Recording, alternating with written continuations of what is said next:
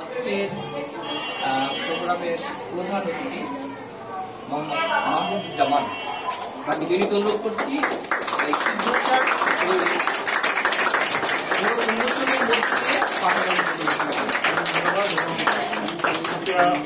পাঠাগার এখানে যারা আসবে তারা সবাই যেন শুদ্ধাচারী হয় সেই কামনা করেই আসলে আমরা শুদ্ধাচার বই দিয়ে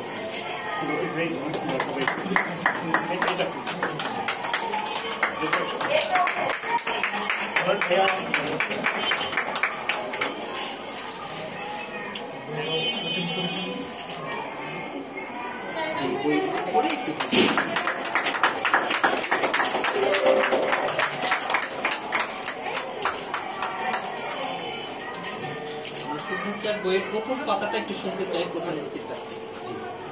বইয়ের প্রথম পাতায় কি আছে? একদম শুরুতেই মানে যদি বলি তাহলে নিজের কাজ সবচেয়ে ভালোভাবে করাই প্রকৃত দেশপ্রেম। এটাই হচ্ছে আসলে আমাদের সবার জন্য একটা খুবই গুরুত্বপূর্ণ কথা, যে আমরা যেন আমাদের কাজটা সবচেয়ে ভালোভাবে করি। ধন্যবাদ সবাই।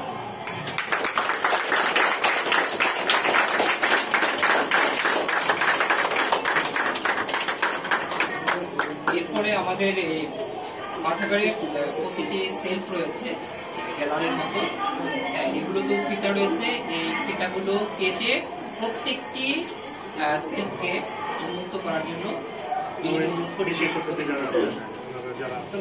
পাশ থেকে শুরু করি। আরেকটি চমৎকার বিষয় রয়েছে আমাদের এই 21-এর বই মেলা পাঠাগার এবং বাংলা ভাষা জানিয়ে আমরা চমৎকার বাণী অ্যালবাম করেছি। এটারও এখন আমরা উন্মুক্ত করব।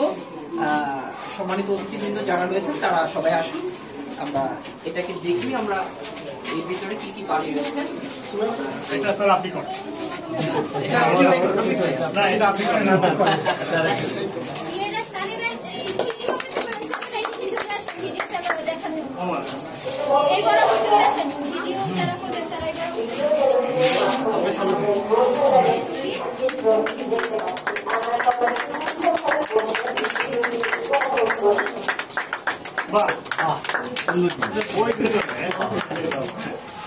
এটা ম্যাডাম একটু দেখিয়ে দেন। এখানে বিভিন্ন পাতা রয়েছে, একটি একটি করে পাতার মধ্যে একটি একটি করে বাণী রয়েছে। প্রথম পাতা আছে পড়িলে বই আলোকিত বই, না পড়িলে বই অন্ধকারের বই। একটি ভালো বই 100 ভালো বন্ধুর সমান, কিন্তু একজন ভালো বন্ধু একটি লাইব্রেরির সমান, আব্দুল কালাম। এরপরে এরকম আরো অনেক সুন্দর সুন্দর বাণী রয়েছে। পাঠাগার হলো সম্ভাবনার জায়গা, এমন একটি স্থান যেখানে হৃদয় ও পৃথিবী উভয়ের দরজা খুলে দেয়।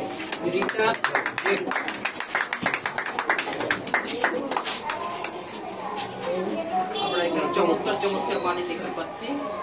মানুষকে অন্ধকার থেকে আলোর পথে ভ্রমণ করতে পারে পাঠাগার, জন ব্রাইট। এছাড়াও আরো রয়েছে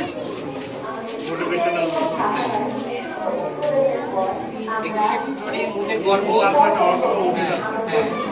মুদের আশা, বাংলা ভাষা, মোটিভেশন নোট।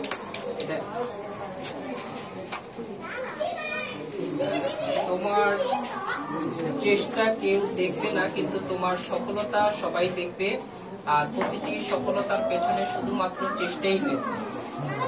স্বপ্ন সেটা না যা আপনি ঘুমিয়ে দেখেন, এটা এমন কিছু যা আপনাকে ঘুমাতে দেয় না।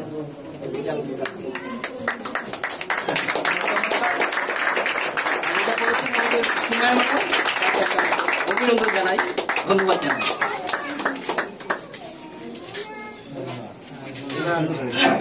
অতিথিবৃন্দ,